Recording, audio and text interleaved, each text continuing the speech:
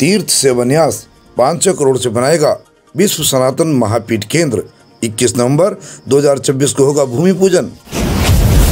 को बता दें, विश्व सनातन महापीठ केंद्र में 108 यज्ञशालाएं राष्ट्र कल्याण हेतु निरंतर यज्ञ अनुष्ठानों की व्यवस्था की जाएगी। शास्त्र, संस्कृत, वेद, आयुर्वेद, ज्योतिष पीठ आदि विषयों की प्राचीन परंपरा अनुसार शिक्षा के लिए वेदी गुरुकुल बनाया जाएगा। गाय के लिए देसी गौ संरक्षण एवं शोध केंद्र होगा, जिसमें गोवंश संरक्षण, पंचगतीय उत्पाद व गोशोध होगा। तीर्थ सेवान्यास द्वारा ये बड़ा काम होगा कि सभी 4 शंकराचार्यों, आचार्यों, महामंडलेश्वरों एवं महंतों हेतु स्थायी संत निवास बनाया जाएगा।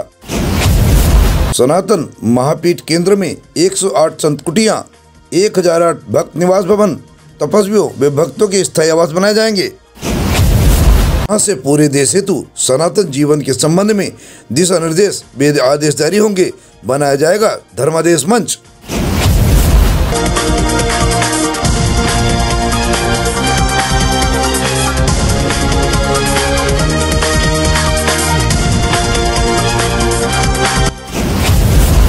खबर विस्तार से। खबर जनपद हरिद्वार से है, जहां पर स्थित तीर्थ सेवान्यास द्वारा आयोजित एक भव्य प्रेस वार्ता में विश्व सनातन महापीठ की स्थापना की घोषणा की गई है।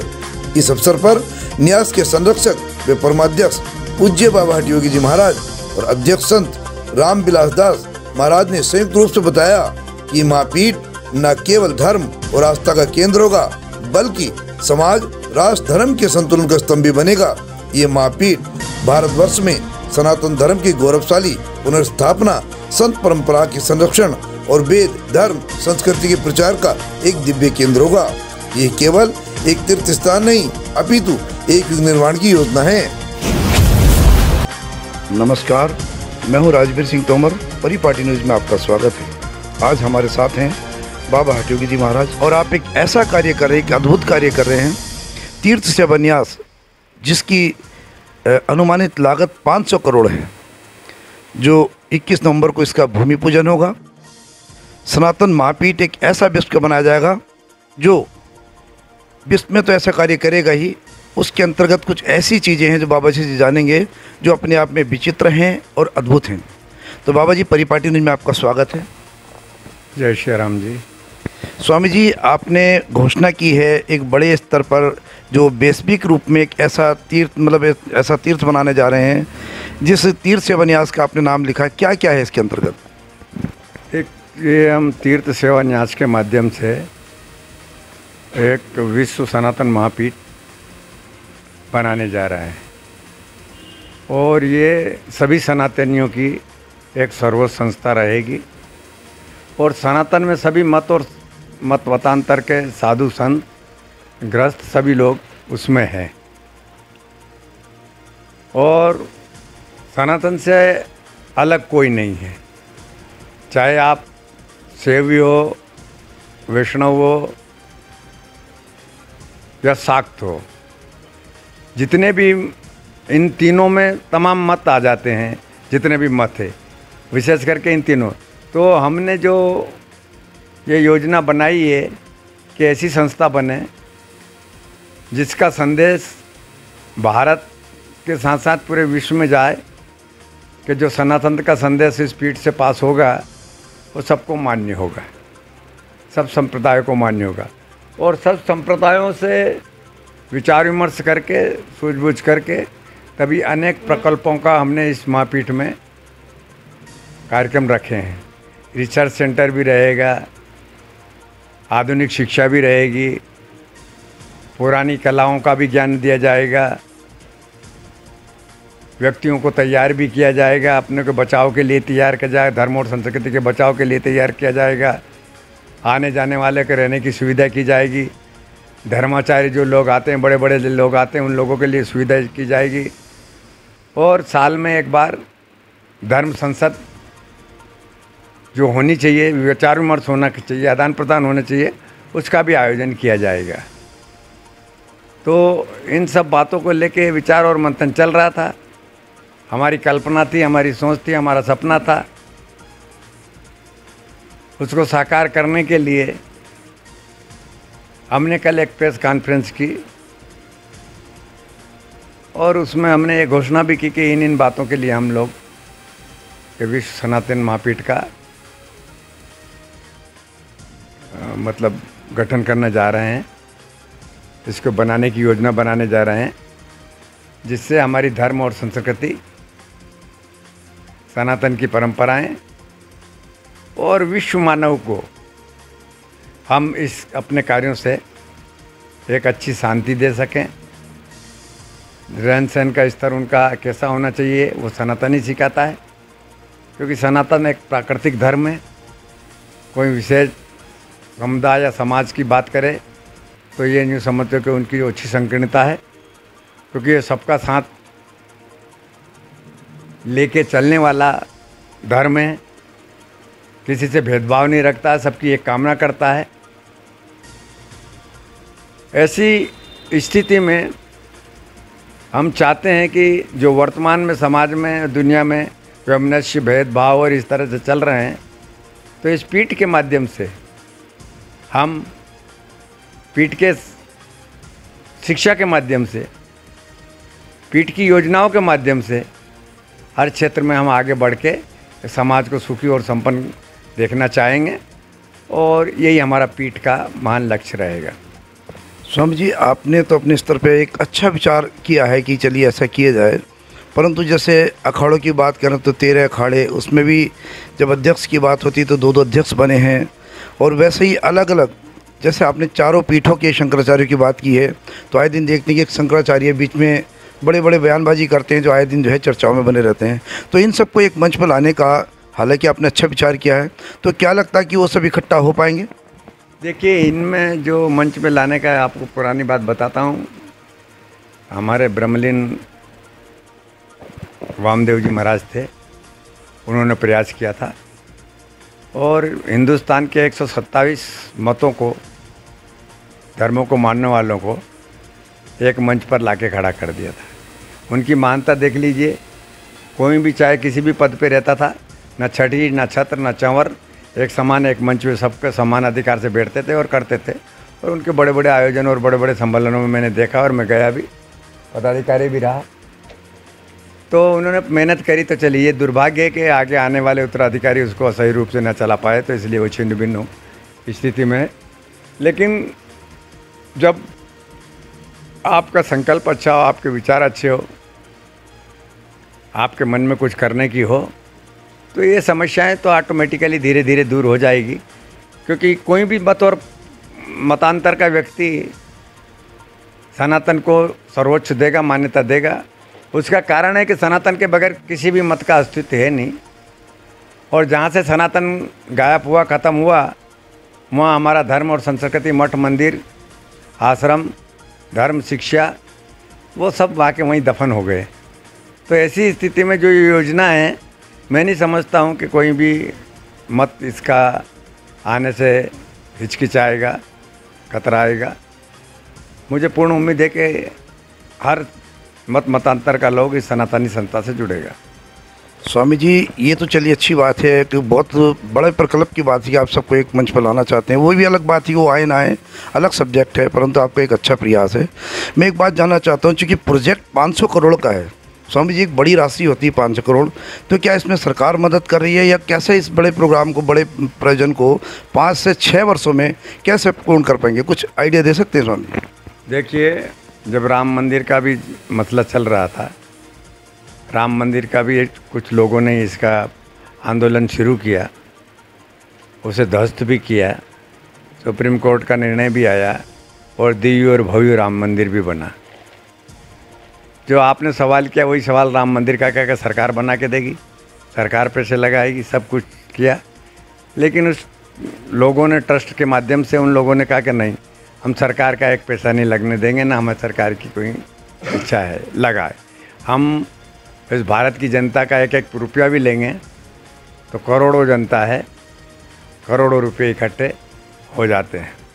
और देखिए कि आप, उन्होंने सिर्फ यही लक्ष्य रखा और उसका परिणाम ये हुआ कि 3000 करोड़ रुपए राम मंदिर के लिए इकट्ठे हुए, जो कल्पना भी नहीं की थी।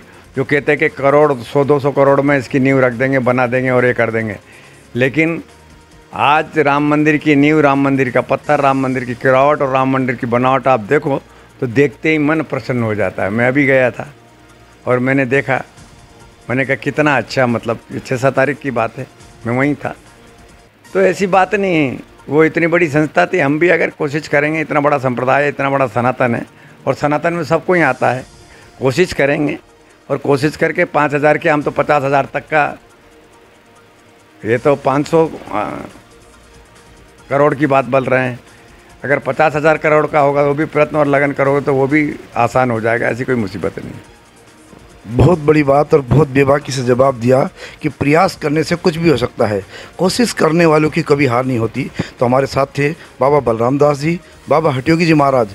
वैसे भी नाम के आगे हटयोगी जी लगा तो हट कहीं ना कहीं पूरी करते ही हैं और एक अच्छा सकारात्मक एक कदम है। तो निश्चित हम भी आशाएं करेंगे और यही शुभकामनाएं देंगे कि जल्द से जल्द ये प्रकल्प पूरा हो।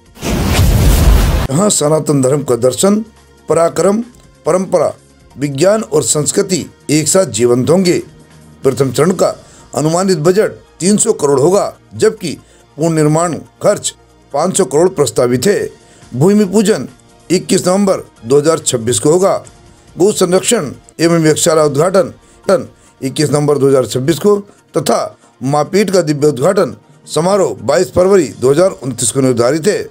विश्व सनातन महापीठ में प्रस्तावित प्रमुख निर्माण एवं कार्यक्रम, जिसमें 108 यज्ञशालाएं, वैदिक गुरुकुल, देसी गौ संरक्षण एवं शोध केंद्र, धर्मादेश मंच, प्रत्येक वर्ष सनातन ससंधत का आयोजन, संस्कार एवं सूर्य प्रशिक्षण केंद्र, शस्त्र विद्या, आत्मरक्षा, धर्म युद्ध नीति एवं सैन्य अनुशासन का अभ्यास केंद्र, स्वरोजगार प्रशिक्षण केंद्र, सभी मत पंथ संप्रदाय हेतु प्रतिनिधित्व स्थलों का निर्माण, सनातन संग्रहालय और धर्म साहित्य भंडार आदि यहाँ पर बनाए जाएंगे।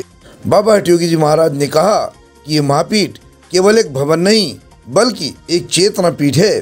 भारत में आज सनातन आत्मा को जागृत करने की आवश्यकता है। यहाँ से उठने वाला यज्ञ का धुआं, वेद की ध्वनि और संतों की वाणी पूरे विश्व को आलोकित करेगी। राम विशाल दास जी महाराज ने कहा कि विश्व सनातन महापीठ वह पवित्र केंद्र होगा जहाँ शास्त्र और शस्त्र एक प्रतिष्ठित होंगे। यज्ञ से ऊर्जा, तप से शक्ति, सेवा से राष्ट्र निर्माण और सदाचार से समाज का निर्माण होगा। ये युग निर्माण का केंद्र होगा। पीठ का जो स्वप्न बाबा हटयोगी जी ने देखा है, उसको साकार करने के लिए तीर्थ सेवा न्यास के सभी पदाधिकारी आज एक मंच पर आगे बढ़ रहे हैं और विश्व सनातन महापीठ में शास्त्र और शस्त्र की शिक्षा का समन्वय होगा, जहाँ पर देश की रक्षा के लिए, धर्म की रक्षा के लिए सैनिक तैयार होंगे। दूसरा जो है, पूरे विश्व के सनातन को एक मंच पर लाने का एक अनूठा प्रयास है, जहाँ सभी अलग अलग मत पंथ और संप्रदाय के लोग जो सनातन को मानने वाले हैं, उनका एक सर्व समावेशी ये सामूहिक प्रयास रहेगा कि सनातन के लिए पूरा विस्तृत एजेंडा तय हो और सनातन संसद का प्रतिवर्ष आयोजन होगा, जहाँ से जो धर्मादेश निकलेगा वो प्रत्येक सनातनी के लिए, धर्माचार्य के लिए मान्य होगा। ऐसा ये प्रयास है और ये आज एक शुरुआत है। अभी हम सभी संतों के पास, महामंडलेश्वरों के पास, महंतों के पास, श्री महंतों के पास। जब हमने न्यास के उपाध्यक्ष A.K. सोलंकी से बात की तो उन्होंने कहा कि महापीठ का निर्माण योजनाबद्ध तरीके से होगा, जिससे हजारों युवाओं को रोजगार मिलेगा। सभी कार्य समय पर पूर्ण किए जाएंगे। विश्व सनातन महापीठ केवल वर्तमान ही नहीं, आने वाले सैकड़ों वर्षों की योजना है, जो भारत को धर्म, दर्शन, विज्ञान और नेतृत्व में फिर से विश्वगुरु बनाएगी। आइए बात करते हैं संस्था के उपाध्यक्ष, जिन्हें अभी संस्था में उपाध्यक्ष बनाया गया है, मिस्टर A.K. सोलंकी जी। सोलंकी जी, आपका परिपाटी न्यूज में बहुत बहुत स्वागत है। धन्यवाद, नमस्कार। सोलंकी साहब, पहले तो मैं एक क्वेश्चन यही करूंगा कि ये कितनी बड़ी संस्था जिसको विश्व रूप का, जिसका रूप जो है विश्व में दिया जा रहा है, वैश्विक रूप दिया जा रहा है, और ऐसा रूप जो कहीं किसी ने विचार भी नहीं किया था, आप लोगों ने मिल करके उस संस्था का जो है शुभारंभ किया है, जिसकी घोषणा कल की गई है। तो जैसे आपको इतनी बड़ी संस्था का उपाध्यक्ष बनाया गया है, तो कैसा महसूस कर रहे हैं? सबसे पहले मैं आपके परिपाटी न्यूज़ के जितने भी दर्शक हैं उन सबको मेरा नमस्कार।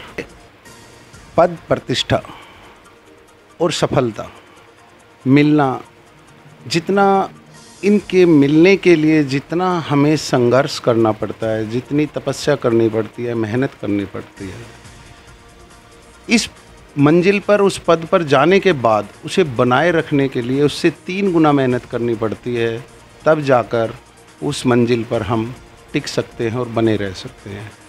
महाराज जी ने और रामविलास जी हमारे तीर्थ सेवान्यास के अध्यक्ष जी ने, मैं तो खुद अचंभित हूँ कि उन्होंने मुझ में काबिलियत देखी होगी तो उन्होंने मुझे इतनी बड़ी जिम्मेवारी दी है। लेकिन इसका एक पहलू मैं ये भी सोचता हूँ कि अब मुझे पहले से ज़्यादा सोच समझकर और ज़्यादा मेहनत करनी पड़ेगी कि मैं अगर इस गरिमामय पद पर और इस जिम्मेवारी पर अगर रहूं, तो इसलिए खुशी भी है और थोड़ा सा चिंता भी है, क्या मैं इसको बखूबी निभा पाऊंगा और दादा गुरुजी और रामविलास जी के उनके विचार और उनकी उम्मीदों पर पूरा उतर पाऊंगा। देखिए, बहुत बड़ा आपने मामला रखा कि विश्व का जो एक संस्थान बनने जा रहा है, जो वैश्विक रूप में संस्थान है, वहाँ पर बहुत लोगों को जोड़ने की बात की जा रही है, जिसमें 13 अखाड़े हैं, 4 शंकराचार्य हैं, जितने महामंडलेश्वर हैं उनको जोड़ा जा रहा है, श्री महंतों को जोड़ा जा रहा है, बहुत जनप्रतिनिधियों को ऐसे को जोड़ा जा रहा है जो अपने आप में, सनातन तो अलग चीज़ है लेकिन जो अपने आप में ही एक विभूतियाँ हैं। तो क्या ऐसे कदमों में, ऐसे स्थान पर जब आप जैसे वहाँ संस्था के उपाध्यक्ष होंगे, तो चूँकि राम मंदिर का मामला हम देख चुके हैं, बहुत बड़ा रहा और विवादित भी रहा, तो क्या इन मामलों में अगर विवादित की बात की जाए तो क्या एक जगह एक मंच पाने के बाद ऐसा लगता है कि वो सफलता के मार्ग में जाएंगे? देखिए, अगर हमारे दादा गुरुजी ने इस मुहिम को चलाया है और उनके दिमाग में ये विचार जो आया, तो इसमें परमात्मा की कोई ना कोई तो अज्ञात शक्ति की ताकत होगी। दूसरा, आप जोड़ने की बात करते हैं, तो हमने दादा गुरुजी के सानिध्य में रह के यही देखा है और यही सीखा है कि निज हित और निज स्वार्थ अगर कहीं होता है तो वहाँ विवाद होता है, लेकिन सनातन जो अपने आप में है ही विश्व का कल्याण हो, तो अगर इसमें सच्चे सनातनी होंगे तो मुझे लगता है विवाद का कोई कारण ही नहीं होगा। निज हित निज स्वार्थ सोचने वाले होंगे तो वहाँ पर विवाद आना एक स्वाभाविक है। लेकिन मेरी एक अपनी सोच है कि इसमें जो भी आदमी जुड़ेगा वो सच्चा सनातनी जो भी होगा तो विवाद तो वो करेगा ही नहीं। सोलंकी जी, चलते चलते जानना चाहते हैं कि इस तीर्थ न्यास के माध्यम से जनता को क्या संदेश देना चाहते हैं? देखिए, ये अपना तीर्थ सेवा न्यास जो महाराज जी ने इस ट्रस्ट का, इस न्यास का जो एक शुरुआत की है और इस न्यास के द्वारा विश्व सनातन पीठ की जो स्थापना की एक कल्पना जो इन्होंने रखी है और उसको एक रूप देने के लिए इन्होंने आगे ये प्रेस क्लब से आज अनाउंस करके और इसकी शुरुआत की है। देखिए, अगर इंसान बैठ जाए कि मैं नहीं, वो कोई और करेगा, वो नहीं कोई और करेगा, किसी ने तो शुरुआत करनी ही होगी। आपने एक ख़ास समुदाय के एक इतिहास को भी देखा होगा और आज प्रेजेंट में भी देख रहे होंगे। आप किसी भी पंथ, किसी भी संस्था, किसी भी एक संगठन के प्रति चले जाएं, उन सब की एक ताकत है, उन सब का एक सामूहिक, जैसे हमारे सनातन में भी और अपने समाज में भी कुल देवी, कुल देवता और एक पीठ होती थी। जैसे हमारी 4 शंकराचार्य हैं तो पीठ, चारों पीठ थी। तो किसी ने जब 4 पीठ स्थापित की थी तो वो भी तो किसी का विचार होगा, वो विचार पूरा हुआ। ऐसे ही यह विचार भी अगर हमारे दादा गुरुजी के दिमाग में आया है और इन्होंने इस पर शुरुआत की है तो ये भी पूरा होगा। दूसरा, आपने जो इस पे कहा कि इतना बड़ा या इतनी बड़ी पीठ का या इसका जो समाज के लिए, इसकी इसलिए आवश्यकता है कि हर जगह, हर धर्म मजहब में, हर किसी एक ख़ास तौर पर एक ख़ास विशेष व्यक्ति और एक धर्म में आपको देखा होगा एक पल नहीं लगता कि उसके विरुद्ध कोई बोल दे तो फतवा जारी हो जाता है। अभी हम अलग अलग पंथों पे, अगर मैं नाम लूँ तो ये ठीक नहीं होगा, अलग अलग पंथ मजहब सबका एक किसी न किसी प्रकार का एक कोई उसका गार्जियन, उसका बड़ा, जैसे हमारे सिख धर्म में हमारे भाइयों ने गुरु गोविंद जी के बाद गुरु ग्रंथ को ही गुरु मान लिया और सब उसके आदेश का पालन कर रहे हैं।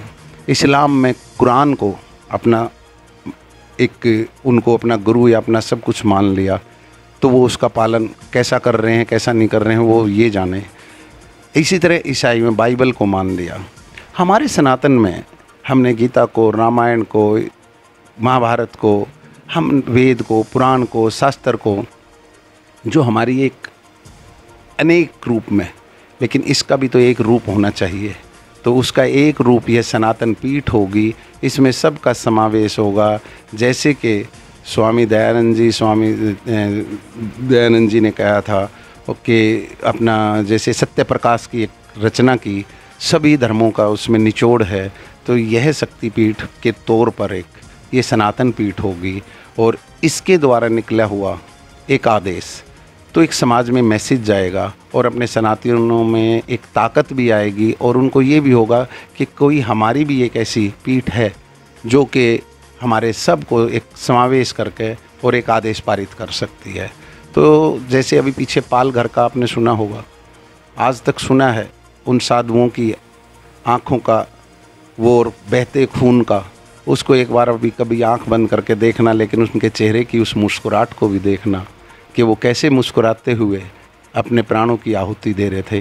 तो ऐसे साधुओं के लिए, ऐसे संतों के लिए उनको भी पूछना, जिनके गले काट दिए गए उनकी आँखों में भी एक चमक होगी। वो सब आँखें जो अधर्मियों के हाथ बंद हो गई हैं, उनकी आँखों का वो सौपन ये हमारा सनातन पीठ वो साकार करेगी। वो आत्माएँ कहीं से तो देख रही होंगी। मेरा मकसद तो यही है और मैं तो दादा गुरु जी के साथ इन्हीं विचारों के साथ डिस्कस करता हूँ। द्वार से परिपाटी न्यूज टीम के साथ राजकुमार शर्मा की एक खास रिपोर्ट। हमसे जुड़े रहने के लिए हमारे चैनल को सब्सक्राइब करना ना भूलें। साइड वाला लाल बटन जरूर दबाएं।